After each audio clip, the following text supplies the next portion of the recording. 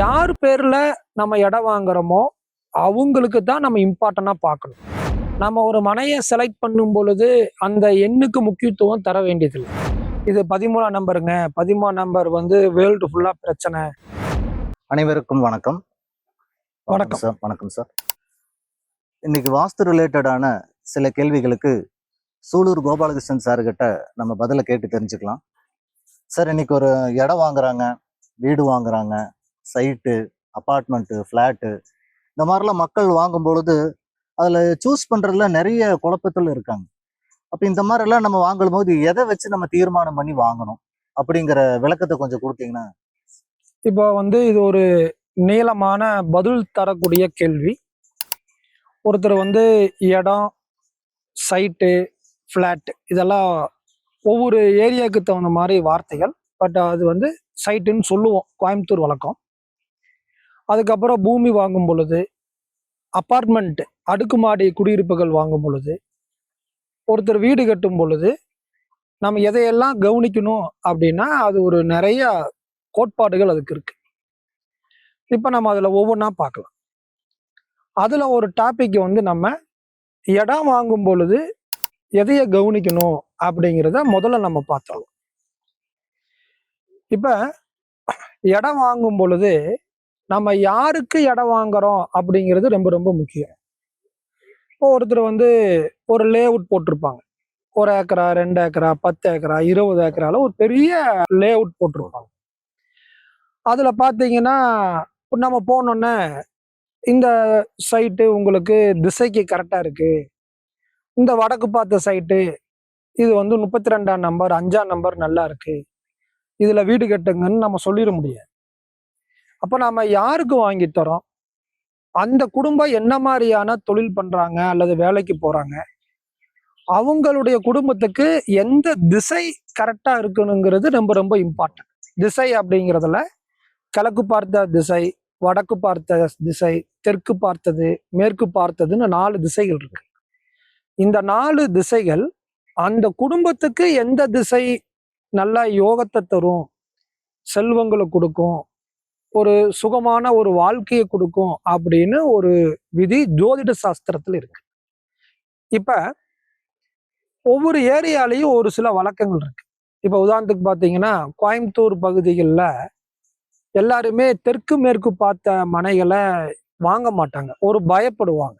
ஓ, தெற்கு பார்த்தது மேற்கு பார்த்தது வேண்டாம், வடக்கு பார்த்த மனை கிழக்கு பார்த்த மனைகள் தான் கோயம்புத்தூர் மக்கள் வந்து பொதுவா விரும்புவாங்க. ஆனா இதே வந்து வேற மாநிலங்கள்ல, நார்த் இந்தியால, வேற நாடுகள்ல பாத்தீங்கன்னா அவங்க ஒரு மாதிரி மனையை விரும்புவாங்க. எங்களுக்கு தெற்கு பார்த்த மனை தான் நாங்க இந்த ஏரியால நாங்க பயன்படுத்துவோம், மேற்கு பார்த்த மனையை தான் பயன்படுத்துவோம். இது மாநிலத்துக்கு தகுந்த மாதிரி, ஊருக்கு தகுந்த மாதிரி மாறும். ஆனா அவங்களுக்கு எது நல்லது அப்படின்னு பார்த்து அமைச்சுக்கிறது ரொம்ப ரொம்ப யோகங்களை கொடுக்கும். இப்ப இந்த வாஸ்துல வந்து ஒருத்தருக்கு இடம் வாங்கும் பொழுது அந்த திசை வந்து எதை வச்சு நம்ம தீர்மானம் பண்ண முடியும்? இப்ப ஒருத்தருக்கு இடம் வாங்கும் பொழுது அது அந்த குடும்பத்துல யாருக்கெல்லாம் கிழக்கு திசை ஒத்து வரும், யாருக்கெல்லாம் தெற்கு திசை, மேற்கு பார்த்த திசை, வடக்கு பார்த்த திசை ஒத்து வரும்னு அவங்க ஜாதகத்தை வச்சு முதல்ல பார்க்கணும். இப்ப இது வந்து பாத்தீங்கன்னா மீண்டும் நம்ம ஜோதிட சாஸ்திரத்துக்குள்ளதான் போக வேண்டியது இருக்கு. இப்ப 4 திசைகளையும் 4 விதமான கிரகங்கள் குறிப்பிட்டு, அதே மாதிரி ராசிகள்லையும் கிழக்கு, தெற்கு, மேற்கு, வடக்குன்னு இருக்கு. அதுக்கப்புறம் 4ஆம் பாவம் அப்படிங்கிறது அது வீட்டினுடைய அமைப்புகளை பத்தி சொல்லக்கூடிய ஒரு பாவம். அந்த பாவத்தின் அடிப்படையிலையும் நம்ம செலக்ட் பண்ண வேண்டியது இருக்கு.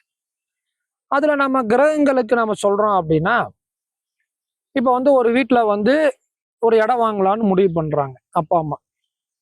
இப்ப அதுல அவங்க அப்பாவுடைய ஆரஸ்கோப்புக்கு சூரியனுடன் தொடர்பு கொண்ட கோள்கள் கிழக்கு திசையை குறிக்கும். அந்த வீட்டுல நீங்க யாருக்கு பார்த்துட்டாலுமே சூரியனுடன் தொடர்பு கொண்ட கோள்களை வச்சு கிழக்கு திசை யோகமானதா, செல்வாக்க கொடுக்குமா, அல்லது அந்த வீட்டுக்கு போனதுக்கு அப்புறம் நம்மளுக்கு பாதிப்பை கொடுக்குமான்னு பார்க்கலாம்.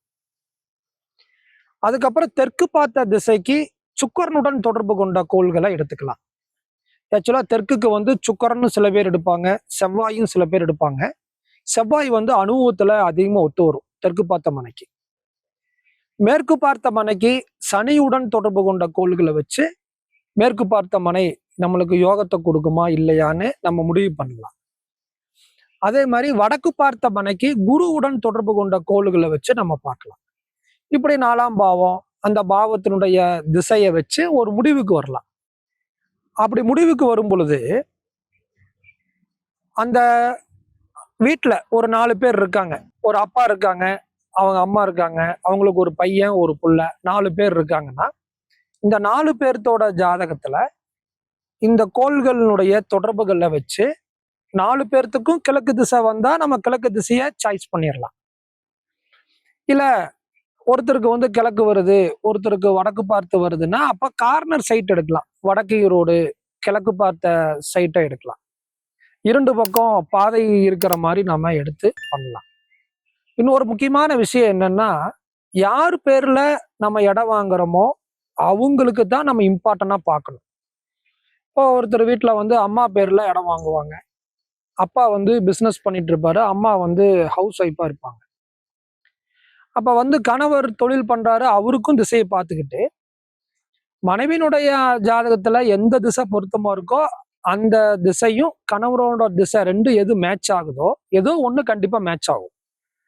எது பொருந்தி வருதோ அந்த திசையை பார்த்த மனைய நம்ம அவங்களுக்கு செலக்ட் பண்ணி கொடுக்கணும். இதுதான் ரொம்ப ரொம்ப இந்த இடம் இம்பார்ட்டன்ட். 4 பேர் 5 பேர் இருந்தாலும் கூட அதுல யாருக்கு வந்து அவங்க ஜாதகத்துல அந்த திசைகள் கரெக்டா ஒத்து வருதோ அந்த திசைகளுக்கு தக்க மாதிரி நம்ம வாஸ்து ரிலேட்டடா நம்ம செலக்ட் பண்ணி கொடுக்கலாம் அப்படிங்கிறது தான். அதுதான் முக்கியம். இப்ப நாங்க நிறைய பேர்த்துக்கு வாஸ்து பிரகாரம் வீடு கட்டியிருப்பாங்க. ஆனா சில பேரு வாடகை வீட்டுல இருந்த யோகங்கள் நான் வீடு கட்டி போனதுக்கு அப்புறம் இல்லைன்னு சொல்லுவாங்க. 2 காரணங்கள் இருக்கு. ஒரு காரணங்கள் அங்க வாஸ்து சாஸ்திர பிரகாரம் சொன்ன விதிகள் அங்க இல்லாம இருந்திருக்கும். இன்னொரு காரணம் ஒரு 2 வாஸ்து வல்லுநர்கள் 3 வாஸ்து வல்லுநர்கள்ட்டெல்லாம் டிராயிங்கை வச்சு செலக்ட் பண்ணி கட்டுனதுக்கு அப்புறம் கூட அங்க போனதுக்கு அப்புறம் எங்களுக்கு ஒரு மன அழுத்தங்கள் ஏற்படுது, பழைய வீட்டுல இருந்த செல்வ நிலைகள் இல்லை அப்படிங்கிற சில வார்த்தைகள் வர்றதையும் நம்ம பார்ப்போம். அப்ப ஃபர்ஸ்ட் நம்ம மனையை தேர்ந்தெடுத்துட்டோம், ஜாதகத்தை வச்சு திசையை தேர்ந்தெடுத்துட்டோம் அப்படின்னா அதுக்கப்புறம் நம்ம மனையை தேர்ந்தெடுக்கும் போது நம்ம கவனிக்க வேண்டிய விஷயங்கள் நிறைய இருக்கு. அந்த கோட்பாட்டின் அடிப்படையில அவங்களுக்கு செலக்ட் பண்ணி தரும் பொழுது எந்த விதமான பாதிப்பும் அங்க வராம இருக்கிறத நம்மளால மேக்சிமம் பார்க்க முடியும். இப்போ ஒரு ஜாதகத்துல வந்து நம்ம ஒருத்தருக்கு என்ன திசையில நம்ம மனை வாங்கலாம் இடம் வாங்கலாங்கிறத நம்ம தீர்மானம் பண்ணிட்டோம். அப்ப அந்த இடம் வாங்கும்போது அதுல எந்தெந்த விஷயத்த வந்து நம்ம கவனிச்சு பார்க்கணும் அப்படிங்கிற விளக்கத்தை நம்ம சார்கிட்ட கேட்டோம். ஜாதகத்தை வச்சு தீர்மானம் பண்றது அப்படிங்கிறது எளிமையான ஒரு விஷயம். இந்த பர்டிகுலர் பாயிண்ட்டை பொறுத்தளவு ஒரு லே அவுட்டுக்குள்ள போனதுக்கு அப்புறம் அந்த லே அவுட்ல எந்த மாதிரியான இடம் நம்மளுக்கு செலக்ட் பண்ணலாம் அப்படிங்கிறதுல பெரும்பாலான மக்கள் நம்ம கிட்ட வந்து கேட்கும் பொழுது நம்பர் நோட் பண்ணுவாங்க. இப்ப நம்ம வந்து வடக்கு பார்த்த மனை வாங்கலாம் அப்படின்னு சொல்லிடுறோம்னு வச்சுக்கோங்க. அதுக்கப்புறம் அவங்க என்ன பண்ணுவாங்கன்னா வடக்கு பார்த்த மனைகள்ல டோட்டல் நம்பர் 5ஆம் நம்பர் வர்ற மாதிரி, டோட்டல் நம்பர் 6ஆம் நம்பர் வர்ற மாதிரி தான் அவங்க குறிச்சிட்டு வருவாங்க. அல்லது 1ஆம் நம்பர் வர்ற மாதிரி 19ஆம் நம்பர் சைட்டு, 37ஆம் நம்பர் மனை, 46ஆம் நம்பர் சைட்டு அப்படின்னு அந்த நம்பரை டிக் பண்ணி இதுல எது எடுக்கலான்னு பார்ப்பாங்க. இல்ல அந்த நம்பர்களுக்கு நம்ம முக்கியத்துவம் கொடுக்கணுங்களா? இல்ல அந்த நம்பர்களுக்கு முக்கியத்துவங்கள் எண் கணிதத்துல இருக்கு, மற்ற விஷயங்கள் இருக்கு. நம்ம ஒரு மனையை செலக்ட் பண்ணும் பொழுது அந்த எண்ணுக்கு முக்கியத்துவம் தர வேண்டியதில்லை. அங்க 17ஆம் நம்பர் சைட்டு 13ஆம் நம்பர் மனையும் கூட சில யோகங்களை கொடுத்துரும். அப்ப அந்த இடத்துல வந்து நம்ம எண் கணிதத்தை முழுமையாக நம்புறது அப்படிங்கிறத நம்ம கைவிட்டுறணும். எண் கணிதத்துக்குன்னு ஒரு சக்தி இருக்கு, அதுக்குன்னு ஒரு இரையாற்றல் சம்பந்தப்பட்ட சக்தி இருக்கு, நம்ம அதை மறுக்க முடியாது. ஆனா அது எந்த இடத்துல பயன்படுத்தணும், ஒரு வாகனம் வாங்கும் பொழுது பார்க்கலாம், ஒரு ஃபோன் நம்பர் செலக்ட் பண்ணும்போது பார்க்கலாம், குழந்தைக்கு பேர் வைக்கும் போது பார்க்கலாம், அல்லது ஒரு நிறுவனத்துக்கு பேர் வைக்கும் பொழுது பார்க்கலாம். ஒரு மனையை செலக்ட் பண்ணும் பொழுது நாம் அதை பார்க்கணுங்கிற கட்டாயங்கள் இல்லை. இல்ல கட்டாயம். ஆனா இப்ப எல்லாம் பொதுவா அந்த 8ஆம் நம்பர் சைட்டு எங்களுக்கு ஆகாது அப்படின்னு வடக்கு பார்த்து கிழக்கு பார்த்து நல்ல நல்ல சைட்டே வந்து நம்புற காரணம் காட்டி avoid பண்ணி நம்மளே வந்து இந்த மனை நல்லா இருக்குன்னு சொல்லும்போது இது 13ஆம் நம்பருங்க, 13ஆம் நம்பர் வந்து வேர்ல்டு ஃபுல்லா பிரச்சனை, இதே மாதிரி யோகமா வேற ஏதாவது மனை இருந்தா செலக்ட் பண்ணி கொடுங்கன்னு சொல்லுவாங்க. அப்ப நாம அது ஓகே, இது வந்து முதல் தரமான மனை, அதுக்கு அடுத்தது 2ஆம் தரமான மனைன்னு நாம அவங்களுக்கு என்ன வாஸ்து ரீதியான காரணங்கள் இருக்கோ அதை வச்சுதான் நம்ம தீர்மானிக்கிறோம். இப்ப அப்படி நம்ம பார்க்கும் பொழுது மெயினா வந்து நம்ம பாத்தீங்கன்னா திசைமானியை இங்க மெயினா பார்க்கணும். அந்த திசைமானி வந்து நார்த் 0 டிகிரியே காமிக்குதா, அதான் ரொம்ப ரொம்ப இம்பார்ட்டன்ட். ஒரு 5 ஏக்கரா மனை பிரிச்சு போட்டிருக்காங்க. நீங்க ஒரு மேகோட்ல இருந்து, அதாவது மேவரமான அந்த இடத்தினுடைய பார்டர்ல இருந்து கிழக்கு நோக்கி பார்த்தீங்கன்னா கிட்டத்தட்ட ஒரு 1/2 கிலோமீட்டர் 3/4 கிலோமீட்டர் இருக்கும். ஒரு 5 ஏக்கர் நிலங்களை பிரிச்சு போடும் பொழுது இப்ப நீங்க அந்த வடக்கு பார்த்த அந்த மேகோட்ல காம்பஸ் வச்சு பார்த்தீங்கன்னா அது ஒரு டிகிரி காமிக்கும். அங்க வந்து இப்போ 0 டிகிரி அப்படின்னா கொஞ்சம் தூரம் தள்ளி வந்ததுக்கு அப்புறம் 0 காமிக்கலாம், அல்லது 2 டிகிரி காமிக்கலாம், அல்லது 3 டிகிரி காமிக்கலாம். அப்படியே நீங்க கிழக்கு பகுதி வரைக்கும் போகும் பொழுது ஒரே டிகிரிய காமிக்காது. அந்த காம்பஸ்ல அங்க ஒரு டிகிரியும் இங்க ஒரு டிகிரியும் அங்க ஒரு டிகிரியும் காமிக்கும். அப்போ ஒரே லே அவுட் தான், ஒரே லே அவுட்ல ஒவ்வொரு இடத்துலையும் திசைமானியை வச்சு நீங்க பார்க்கும் பொழுது அந்த காம்பஸ்ல நார்த்து பார்த்து நீங்க பார்க்கும் பொழுது ஒவ்வொரு இடங்களுக்கும் பாகை மாறும். அதன் அடிப்படையில பலன் எடுக்கிற கூடிய கோட்பாட்டுல அது ஒரு கோட்பாடு. அப்ப அந்த நார்த் என்ன டிகிரி, அந்த லே அவுட்டுக்குள்ள இருக்கிற இடங்கள்ல எது நார்த்து 0 இருக்கு அல்லது 0க்கு அருகாமையில் இருக்கு அப்படின்னு மெயினா நம்ம கவனிக்கணும்.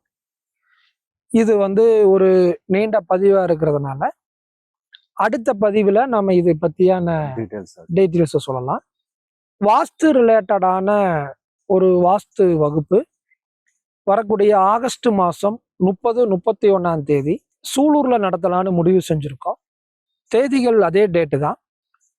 இந்த வாஸ்து ரிலேட்டடா எப்படி ஒரு இடங்களை செலக்ட் பண்றது, எப்படி நம்ம திசைமானியை வச்சு பார்க்கறது, யாரோட ஜாதகத்துக்கு எந்த மாதிரியான திசைகளை தேர்ந்தெடுக்கலாம் அப்படிங்கிற அடிப்படை விதியிலிருந்து வீடு கட்டி முடியும் வரை இருக்கக்கூடிய கோட்பாடுகளை அந்த வகுப்புல நாம் எடுக்க போறோம். வாஸ்தை பத்தி தெரிஞ்சுக்க ஆர்வமா இருக்கிறவங்க கீழே ஒரு நம்பர் இருக்கு, அந்த நம்பருக்கு நீங்க தொடர்பு கொள்ளுங்க. வணக்கம். வணக்கம்.